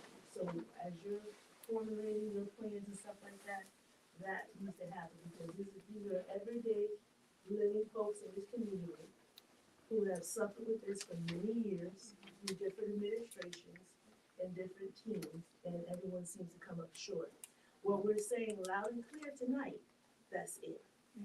We're not accepting anything less than getting everybody's house within 30 days of letters. Then you have the letters, and then you just start working on their homes ASAP. I also think concerning knocking down the building and then building community center, I don't think so. Because the ground is not good. I don't like children in there. You want your children in there? Would you want your children in that building, even though the ground is still polluted? No, It's not polluted. Right, so my point is. Can I say we don't know if the ground is polluted because they're not doing any surveys, so we don't know. Somebody said earlier, because it was the lady that did, make sure that the ground is safe. Because don't build anything until we know that that ground is safe, because our children who already suffer for a whole lot of reasons in this state, going environmentally with chemicals and stuff like that is not going to be conducive to their education. We know that if there's any lead, any of those things, it can affect their brain. It can affect the way they grow, their development, right? So that's what I want to say before I go. Thank you so much for giving me this time, and best of luck to our community. Amen. Amen. Almost literally took the word out of my mouth. So, No, it was good that it didn't come from me. Because here's the thing, every time we have these meetings, we have some regulars, but we have folks who haven't been here. And so we want you guys to go out, talk to your neighbors. Let Can I them say one last thing? That's absolutely. the other thing. There's no longer two Hamdens. Mm. That's the problem. Yeah. That was really in my spirit. First of all, I'm Pastor Morrison. Like I said, I've done a lot of work in this community, working with people, all that kind of stuff. There's one Hamden, it's not two. And we have two Hamdens, hypothetically speaking, because our community is always neglected. And so I want to say this. If you really want people to know what's going on in the community, you have to do some outreach. And not this little spot stuff. I'm not gonna do it. I love to fly. In my field, in my community, and what I did in my work for years, I was an outreach. We were always in the street. We were always knocking on doors, so it's not a one set there. And if you really want them to hear you, it has to start from the top. So there has to be some kind of mass campaign from the town saying that we know what's going on there. So no longer the two Hamdens, but one. Because if you don't reach the people, you could do this all day long. You're gonna come back to us and tell us all the numbers, we only got 60 people, because only 60 people you reached, but you didn't keep going. Everybody knows that if you keep doing something, then you get the results. But if you just do it one or twice or a month time, people are stressed, so they're not really looking at a whole lot of stuff, right? So you have to have that voice. You have to hit in every direction and let them know, listen, first of all, I care. I hear you and I care about what you're saying. That's number one. Because you can't help me if I don't feel like you care about me, right? So that needs to happen. You need to have your outreach teams, and you need to do it in unconventional hours. You see? And I'm serious about this because this is something that's been going on for 35 years. Can I take a quick poll of community members? How many folks in this building right now, under the sound of my voice, who live in this neighborhood, actually want to prioritize knocking down the building over the foundation? Raise your hand. Because we've been told that the community wants the community center as a priority. And in every conversation I've had with people in every meeting we've held, we've gone to, that has not been the consensus. So this gentleman raised his hand. I apologize. That's got here a little late when I started to be brief. You said a community center? The community campus, my apologies. No, that's about, I wasn't even being technical about that. I was one thing, I'm sorry. So, there's a community building that's over here right now, so you're talking about building another community Yes, center? 'Cause I don't even know. near the middle school used to sit. Because I don't know if people in the community just have access to the, I don't even know if that's a community center, it's the. It's not. Key The conference court. Something else. It's here, but it's not for the Yeah, community, right? the lab, It's something else. There's a big lab. So, but the one that they're gonna build is gonna be for the community. Well, that's what we're told.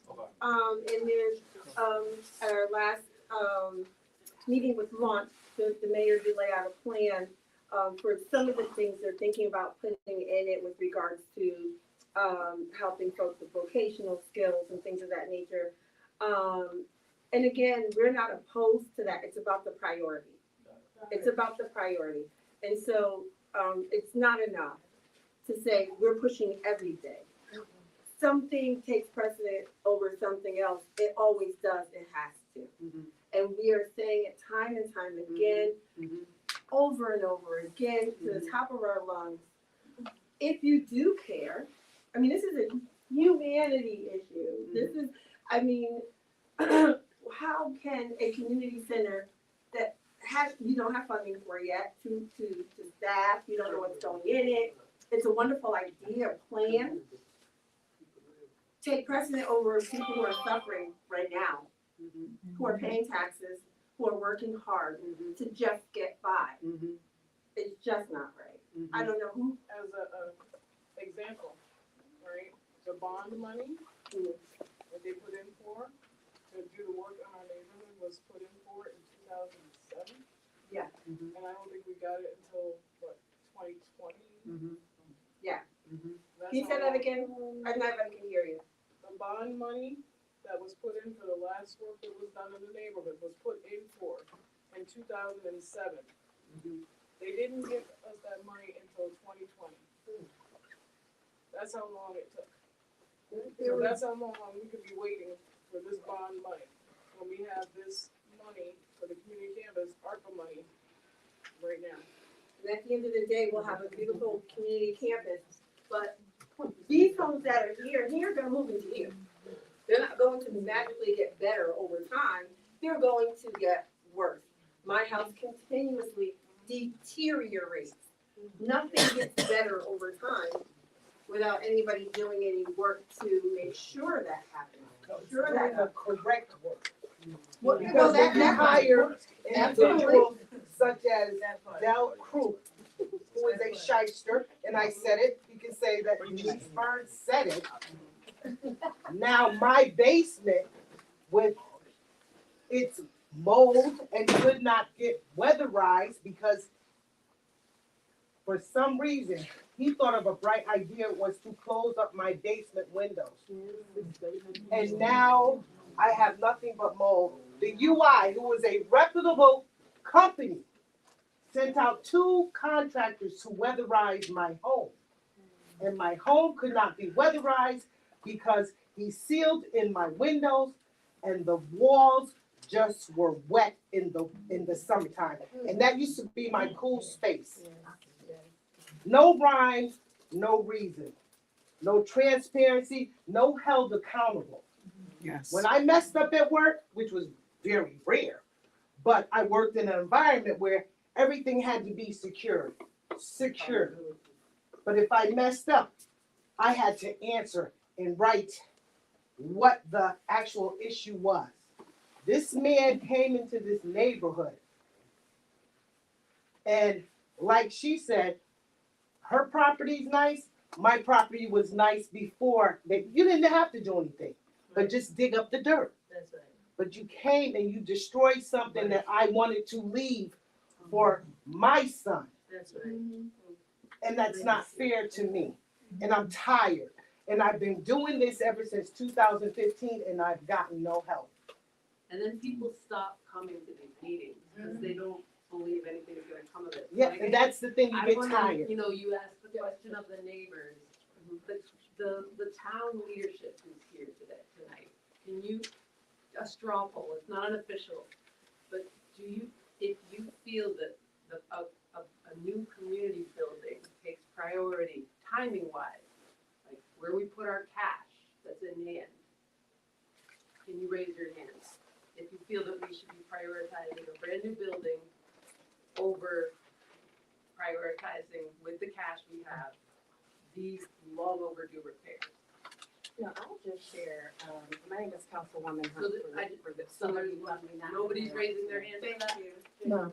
I'm not raising my hand. I know council. I am absolutely not raising my hand tonight. No. But I do think it warrants a conversation. Yeah. And so, my name is Councilwoman Hunt, I grew up on Gorilla Street. I still shovel snow, I'll never guess it. Yes, ma'am. Did you see me? No. But, you know, I definitely can relate to the experience and I can relate to the ongoing concern. So I definitely, I get it. Not to the same extent, because some of what I'm hearing today is beyond, you know, anything that I think the average person would ever expect to experience, right? But I do think that we have to be very careful on what we put forward, and that's why I really want to see what these reports are saying, because if we talk about 25% of the homes that have been assessed have structural damage, and you put price tag on that, that's not, you know, a few $100,000. That's not even a couple million, you know, millions of dollars. And so what I would hate for us to see, and I can totally appreciate that this has been an ongoing thing, but I would hate for us to put a Band-Aid, you know, on something because it feels good. So what's something in between? I think what you We're not, propose, like, we're not comfortable saying, oh, this neighborhood has to wait tons of years to get what's fair. But we're also, there's a lot of appetite for the value of a building, et cetera. So if you imagine, if you do quick math, if all these houses need a curtain drain dug around them, for example, it's like $15,000, maybe $5,000 for mold abatement. This right here is $600,000 to $800,000. And then maybe there's 20 houses that have like need severe water, severe structural repairs. You were saying that probably the ones remaining are not the most problematic ones here, is that right? You were saying you were thinking less and less that it's going to be, or did I mishear that? Well, it all depends on the response. Right. We know there's houses out there that we haven't been to that have structure issues. Right. But we also know there's many houses of the 300 that there are no issues. Right. So you've got like not even $1 million here, you're dealing with the water. And you could use, like you said, But I don't think we're sure enough. We don't know for sure if it's Not $1 million. It can be $1 million. They started off, It's just that. it could be, I'm telling you, for water damage, believe me. My mother's house started off at $350,000. By the time they got finished with the basement, they realized it was just the basement, then they had to dig under the house, around the house, into the front yard. It was $750,000 for one house. It That can sounds be, like a structural. Yeah. Exactly, and that's what water damage does. Yeah. That's what water damage does. So for us to say, I think, Councilwoman Hunt is right. If we say, I think it's unfair just to do one house or 10 houses, right? I think it's unfair for us to decide which house goes first. But I think as we begin to dig deeper and unfold, this lady has a mold issue. This mold issue is definitely going to be much more. She's going to need new windows, probably new curtain drains, everything. So as you begin to uncover one thing, it could be 10 other things. So And I think we need a clear I'm sorry, assessment. may I just say, so this is how we got where we are though, decades later. Yeah, and it's Because, unfortunate. you know, it's a bigger thing, we don't have all the money, we can't do anything until we can do everything. But that's not the solution either, right? You've got to start somewhere. What are the priorities? We must start somewhere. And if you have Tanya's house, I'm sorry, if you have Tanya's house that is practically hanging on by a thread, and mine needs water, you know, some water intrusion prevention, then, you know, I don't think that we're an unreasonable community that we would say, well, fix her house before mine. People would, you know, but again, we talk, right? Once we start getting those reports, people will talk, and you're gonna get more reports, by the way. Because people, oh, I got a report, and this is what needs to be, really, I didn't get a report. So my point is, we just can't wait for everything, because when we've done that, then it was like, well, the reports are so old now, they're 3, 4, 5, 10 years old. Right. We have to start all over again. That's why we're doing this now. But that's what the plan is, proposed to start. The Right. plan isn't to wait until 26 to do it all. But we have to wait for that bond money. No, that's not the plan. Go ahead, Mayor, please. So we can start doing the water intrusion as soon as Haley and Aldridge gives us design for the water intrusion. We go to the state, we get bond money, it doesn't take years. There are a couple of things that the state wants to see when they give us the bond money. We have to get our RFP, the request for proposal, for the contractor approved by the state before we can issue it out to get a contractor in place.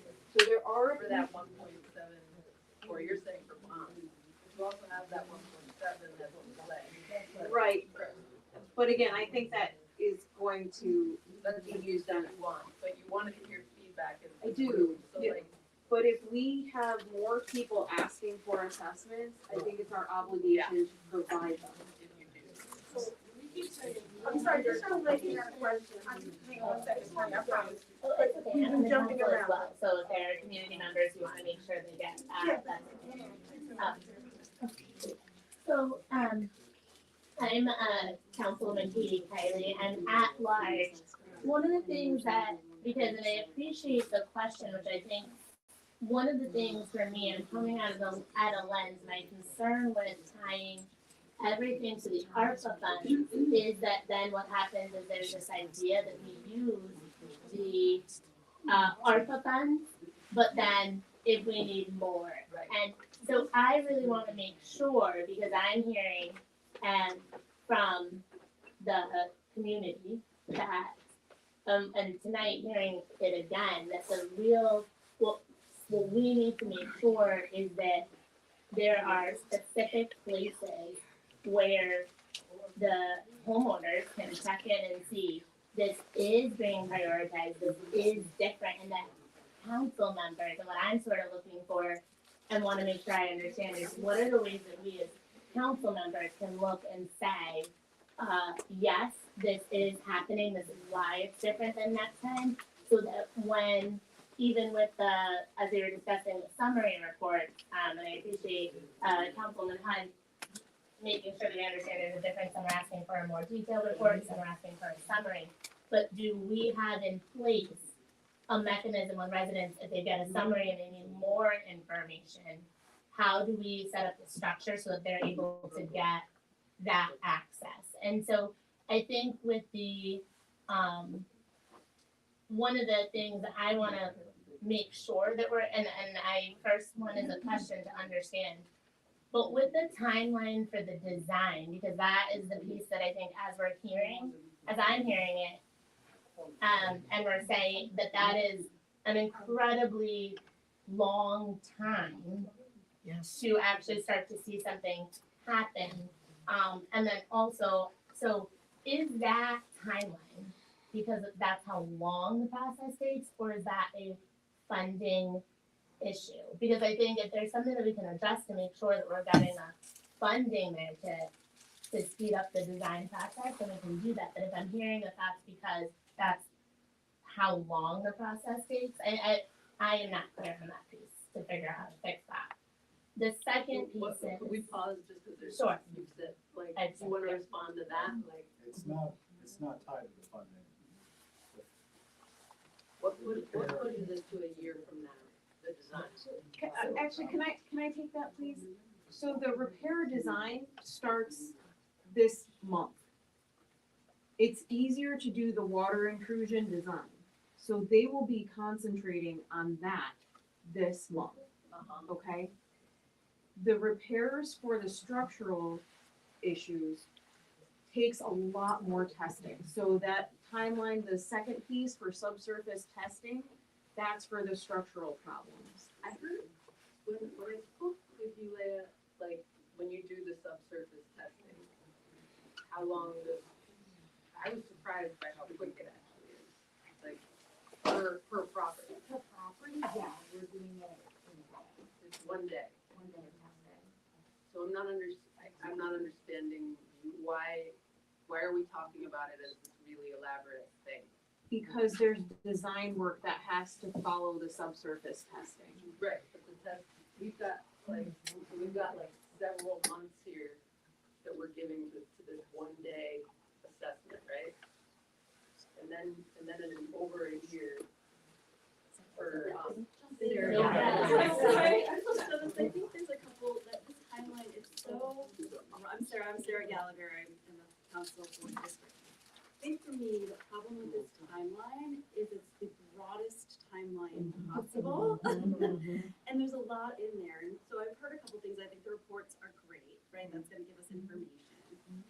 But I heard, there's things that I think, there's the batching that we didn't really circle back to, which I think is really important. If we've got 60 homes you've been to, right, and they fall into this category, it feels like, and what I'm hearing is there might be able to be some batching to understand what's happening with those homes, or at least the water damaged homes, so that we can get some cost estimates well before that 10/26, but it would be this spring or sooner. And that could possibly go to bond commission, our state reps could put that, a bond ask for that, to get that in the process for that batch. And at the same time, we can continue to take outreach to do the assessment. So it's sort of this ongoing cycle and iterative process. Yeah. And I think if we could outline that with some, like, here's when we want the first batch of these 60 homes or the water damage homes. I think that's a Haley and Aldrich, but I don't know what the best approach is. Is it starting with the 60 and understanding that, or is it starting with the water damage, because those are faster and easier and they're ready to go? But there's a batch of 30 homes that we could kind of package as a phase one and get that rolling and get that asked in. And then our state representative Speak could have the conversation with the commission and with the governor and say, this isn't a one-time ask, this is gonna be a series of an ask that's gonna build to potentially 300 homes. But I think having some more detail around that, like, how do we catch, like, grease, what is this saying? Yeah. Grease the wheels, Grease the or, wheels, yeah. right? And like you said, when people start seeing things happening, then they might call Right. and And if the bond commission, if the water ones don't need as much for the bond commission, because Councilwoman Caldwell, but like, there's a lot of stuff that needs to happen. Yeah, there's a lot We that don't has to get happen. We don't get that asked in this year now, or a year. So that's sort of where I'm, and And- we could add more detail to that timeline and some of those phases based on batches, could get us some clarity of how to. can I just jump in real quick? I just want to clarify, so the money we're talking about, we're not naive enough to think that the ARPA funds that are being used for the community center that's there is going to solve this problem. No. We're saying prioritize that to get it started and still do this. Right. It's a yes and, and it's not one or the other. Right. Well, and that's an option. But I want to just make that, like, we're not thinking that, oh, well, give us that money. We think it's, no. Yes, Maria. I just want to say, can we get the correct number of homes, because the original area of remediation was 300 homes. Half of those homes don't even exist anymore. Somebody has to know how many homes are left in that area. It's not 300 homes. It's no less than that, because my home is one of them that doesn't exist anymore. I think I referenced about 10 were demolished. 10 were demolished. 1 property was demolished. Rough estimate, there's 300 properties. I think our records show about 250 were actually remediated. They had ways to go on it. And 10 of 250, not 300. Yep. We're gonna take around this question, and I think we're. So I just wanted to say again, the bond commission process is not quick. That's what the whole thing that Caitlin's talking about. And I think that was the original question when you wanted us to show of hands. Are we okay? Is the town council of the town of Hamden okay with these folks waiting for this process? Because when you get to that section right there where the repair design is done, and even if the repair design is starting now, and it takes 3 months to go through maybe 10 or 20 homes, if you use money that's on hand, you can start that work now. If you wait for the bond commission, you've got to go through DECD SIF process. Then you got to get the governor's ear. Then you got to get on the committee. They have to schedule a meeting, because right now there is no schedule for the state for 2025 on their website. So the bond commission process is a long process because of going. So I'm just trying to clarify. The question that you asked earlier, Ms. Tina, was raise your hand if you're okay as a council not using the community center funds that we have now to start this process with the first batch, the batching that Councilwoman Gallagher just mentioned. Why don't we use that money to start the batching work while we do also work on another batch that goes through the bond commission, and then use the bond commission also, since we're using the bond commission now, for the community center, which can wait. Is that what you were asking? That's what I was asking. I didn't say the words, have the community center, use the bond commission. Honestly, that didn't come to mind, but yes, that's exactly right the question. So does anybody feel differently? No. Having it spelled out differently? That sounds like a good Okay. idea. So again, we're not quite sure who the people are that do want that, but we are in agreement in this room that that's not the case. So we're walking away with, until we come together again. First of all, can I this goes to speak to the dedication of everybody in this room to resolving this issue. Because I think we lost maybe one person. And we're at well over an hour or so after when we wanted to wrap this up, and I know you have somewhere to go and you stayed there, and I appreciate It's okay, that. got canceled. Well, you could have just kept it that you stayed. I was giving you a little something there. Don't do that very often. So in conclusion, everybody who has had an assessment will receive a letter stating a high arching overview of sort of where they stand. A list will go to the town, a list will come to the Newhall Neighborhood Association. And I don't know, what you're gonna do with launch, you can do that too, but, so that's one thing, right? The other thing that we talked about, with regard to the timeline, and I'm glad we really kind of broke this down, is having it a little more, adding some more substance, so we really see the launch. Like, this is, you guys get this? A lot of us don't, and how long it takes to do things. So these conversations are very helpful. It takes a day to do the piping, so we can really, we don't want to come before you or with unrealistic expectations. We don't really know what it takes to do this job. But we also want to hold you guys accountable if it takes less time. If you're telling us it takes longer than it really does.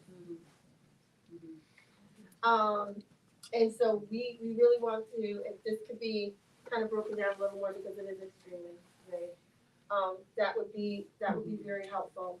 The other thing was like the question the Mayor Garrett wanted feedback on was, when do you stop assessing? Like, when do you say, we're done assessing and now that, is that 1.7 million in play for something else? And how does, and again, this is not a vote that's gonna bind anybody, but what feedback do you want the council and Mayor Garrett to hear about that? About like, when do you stop assessing and start addressing? Well, according to this, it's through April. Is that the wisdom of this room? Is that, you're doing one more, you gave us April 15th deadline for the second round of letters, to those who've not yet responded, and those who you are able to assess in April. Is that the wisdom of this room? That from there on, we now know, I guess my question with that is, I've always, like, don't we wanna make sure there's room, like, I wouldn't want a hard Right. stop and assess yet, because you want room, I imagine. right, but when do you NCDC start really good using training. funding for addressing? Right. Yeah, not that you can't, nobody can. That's where I was thinking of apply. like Yeah, batching, that's like, we're helpful. still doing the assessing and Yeah. we're starting. But when do we feel we can start using money, using the 1.7 million to start addressing? And there should be some funding built into a cushion, right? Right. For those additional, like Come this in. gentleman who is a landlord and had no idea whether or not his tenants, and he, he's local, but so that, you do wanna make sure that there's some cushion built in for those homes that we Are we may have. saying we would circle back, at the council meet or like, end of April, or like, what, when do we say we're now in the addressing mode? How do we come back together? Haley and Aldrich will have an answer of who they've been able to see by the end of April.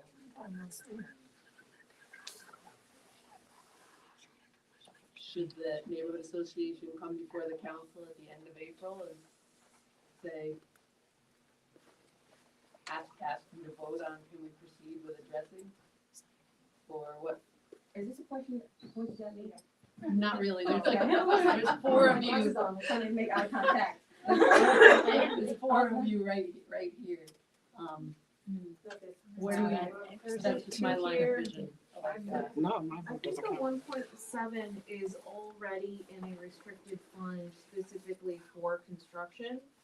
So if there was a move to put it into the contract with Haley and Aldridge and use it for more of the assessment, that would have to be a vote Okay. of the council. So that, but it's by default, It was it's our, available for construction, that's what it you're was saying. my understanding that we were gonna use that $1.7 million to start the construction on the ones that they could figure out already.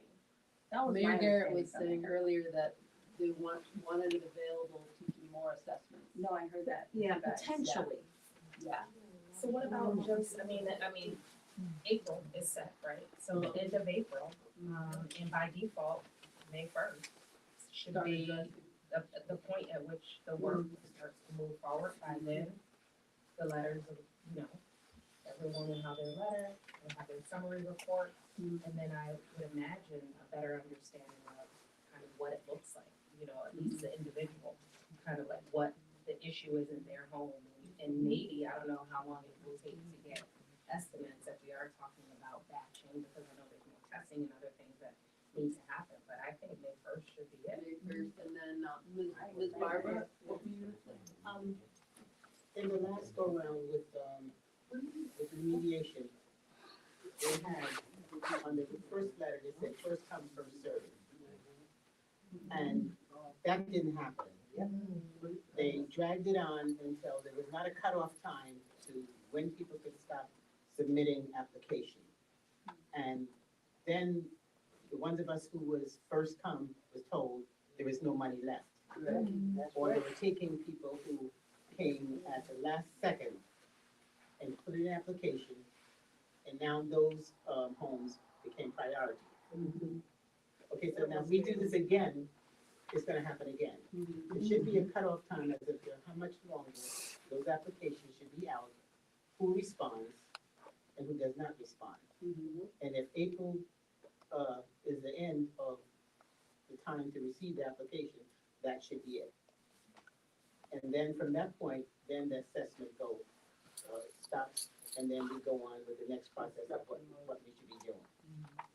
But if you keep waiting and waiting, time goes by, it's gonna be a year, 6 months, and you're still getting applications, no work is done, because you're waiting for applications.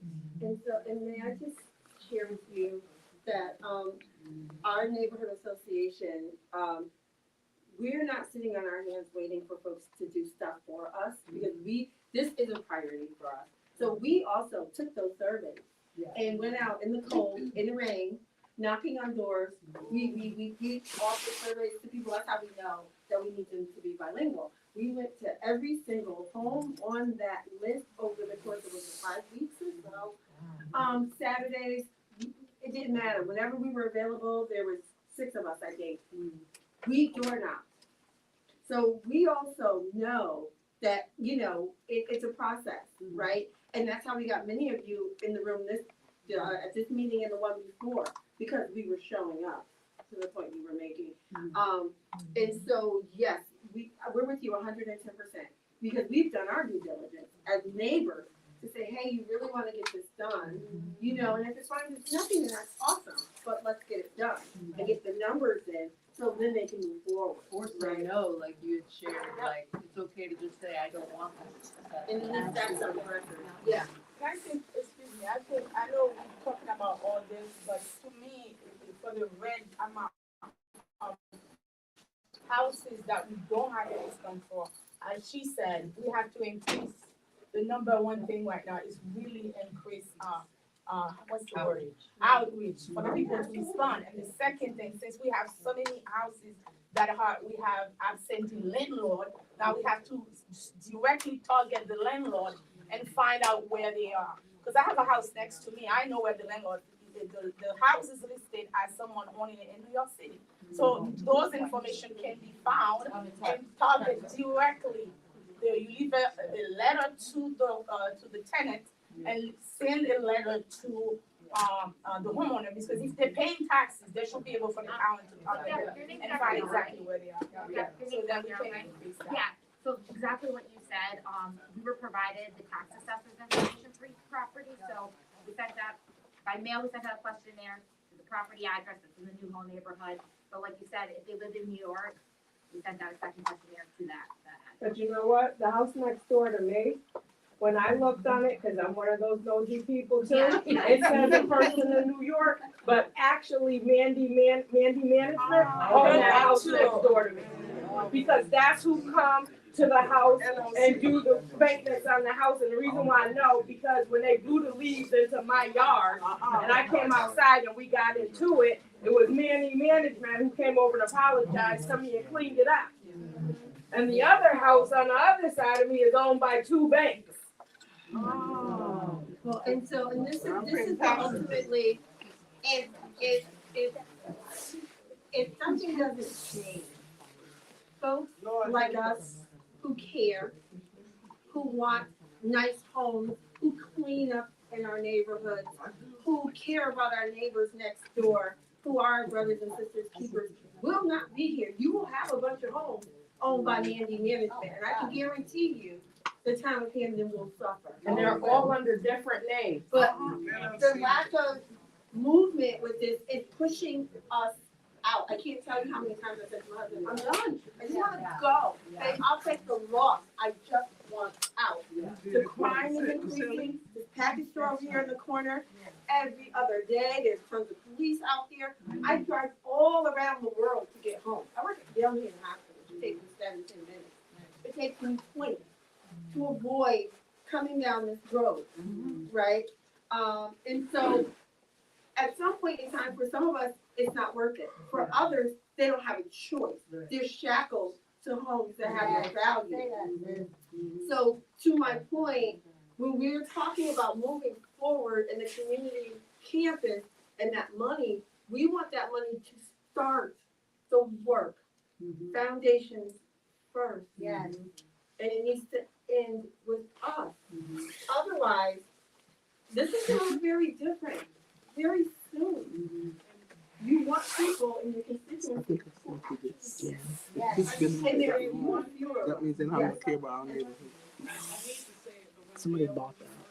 Huh? It was a cheap land to buy. Somebody bought that. Yeah, but it's in the author. It's in the ground. It's not environmental. We need leadership that cares.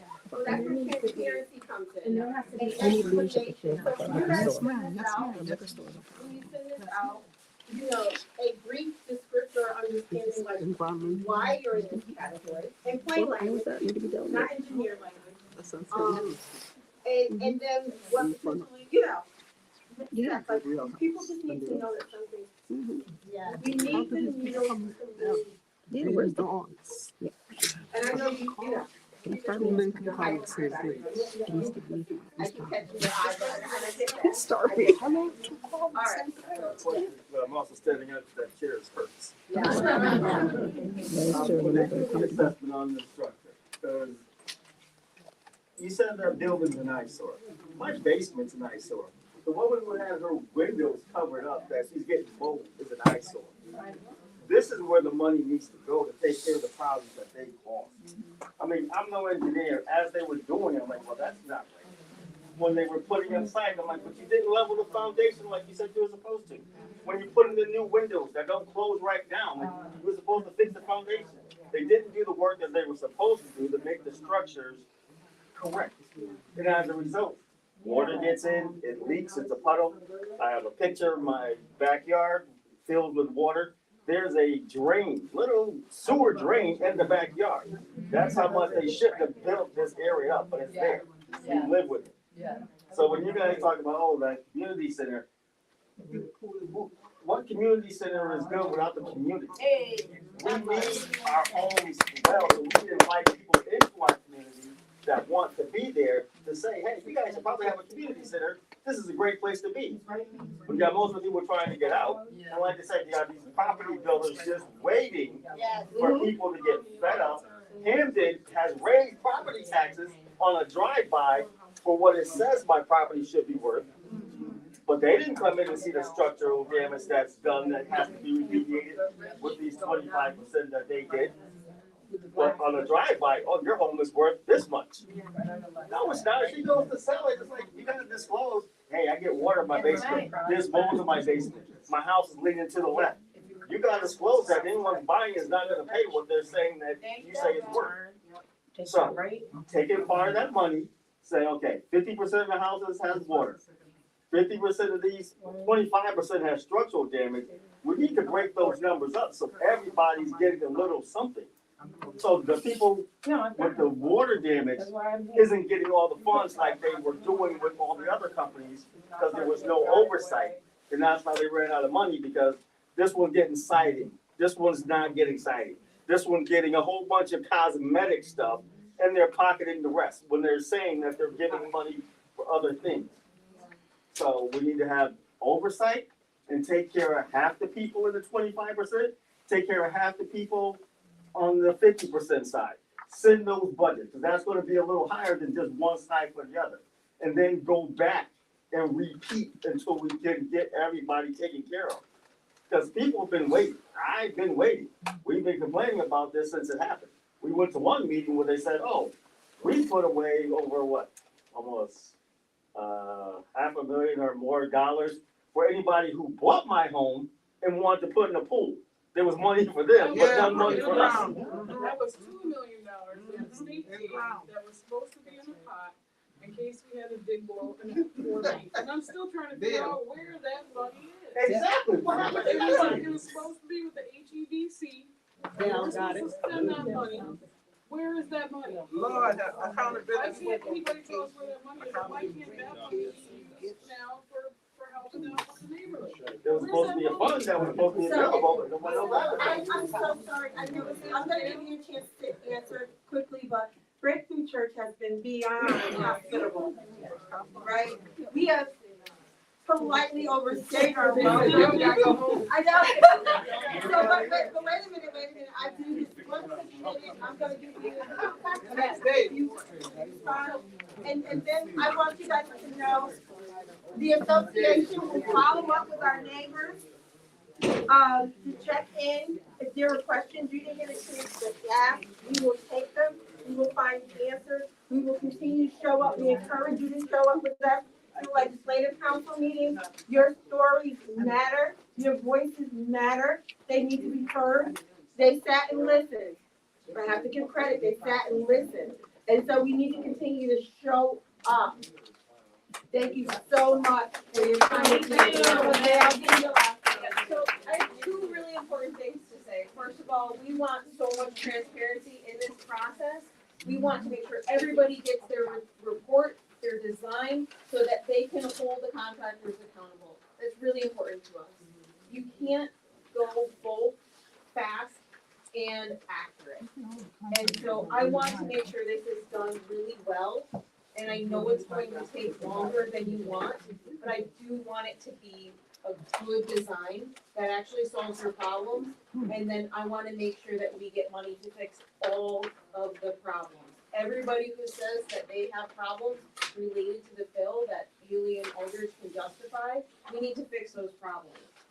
The second piece that I wanna tell all of you is that if you have problems with your house about the taxes, you should call up our assessor's office and let them know that they didn't see the inside of your house. Invite them in to see that you have damage related to the fill, okay? And they will take some of the reval, the assessment off from your assessment, okay? They'll take money off. That's a new one. Okay, so make sure you call the assessor's office and invite them in. They'll reduce your assessment, okay? Thank you all for being so. How about when the furniture work, who inspects the work to say that everything they need to do? Instead of them saying, "I don't do the job," before they get the last